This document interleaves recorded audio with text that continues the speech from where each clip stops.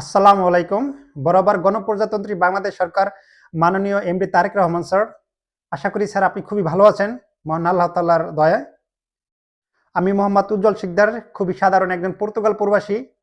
২০২৪ এবং ২০২৫ পর্তুগালের সরকারি তথ্য অনুসারে পর্তুগালে প্রায় ৫৫,০০০ বাংলাদেশি প্রবাসী বসবাস করছেন। আনঅফিসিয়াল হিসাব করলে সেটা আরও বেশি। প্রতিনিয়ত পর্তুগাল থেকে বাংলাদেশে রেমিটেন্স পাঠানোর মাধ্যমে বাংলাদেশের অর্থনীতিতে আমরা গুরুত্বপূর্ণ অবদান রেখে চলেছি। কিন্তু দুঃখের বিষয় এই যে স্যার, বাংলাদেশে কোনো স্থায়ী পর্তুগিজ দূতাবাস না থাকার কারণে আমরা এবং আমাদের পরিবার মানসিক এবং আর্থিক ক্ষতির সম্মুখীন হচ্ছি। বিশেষ করে ফ্যামিলি রিইউনিয়ন এবং যারা পর্তুগালে কাজ করার জন্য পর্তুগালে আসতে চায় নতুন, যেটাকে আমরা ডি1 ভিসা বলা হয়। এই ফ্যামিলি রিইউনিয়ন এবং ডি1 ভিসা ফাইল সাবমিট করার জন্য আমাদের প্রতিবেশী দেশ ভারতের দিল্লিতে অবস্থানরত পর্তুগিজ দূতাবাসে যেতে হয়। এতে করে আমাদের মানসিক এবং আর্থিক ক্ষতির সম্মুখীন হতে হচ্ছে প্রতিনিয়ত।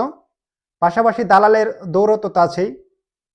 অতএব মাননীয় প্রধানমন্ত্রী স্যার, আপনার কাছে আমাদের আকুল আবেদন, দ্বিপাক্ষিক সম্পর্কের উন্নয়ন ঘটিয়ে বাংলাদেশে যাতে কূটনৈতিকের মাধ্যমে একটা পর্তুগিজ দূতাবাস স্থাপন করা হয়।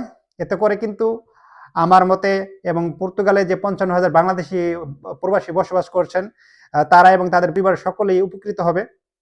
স্যার, আপনার নিকট আমাদের আকুল আবেদন, আমাদের জন্য এই কাজটি একটু করে দেন প্লিজ স্যার। আমি জানি আপনি চাইলে পারবেন স্যার।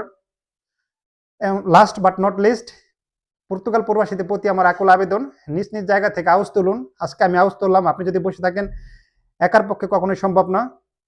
তো আমরা যদি সকলেই নিজ নিজ জায়গা থেকে আওয়াজ তুলি, তাহলে বাংলাদেশ অথরিটির নিকট এটি যদি দৃষ্টি আকর্ষণ করতে পারি, তাহলে আমার কাছে মনে হচ্ছে ভালো একটা আউটপুট আমরা পাবো ইনশাল্লাহ। তো ভিডিওটা একটু বেশি বেশি শেয়ার করে দেবেন এবং নিজ নিজ জায়গা থেকে আওয়াজ তুলুন, যাতে করে আমরা এই কষ্ট থেকে লাঘব পাই। থ্যাংক ইউ গাইস, আশা করি আপনারাও সাপোর্ট করবেন আমাকে।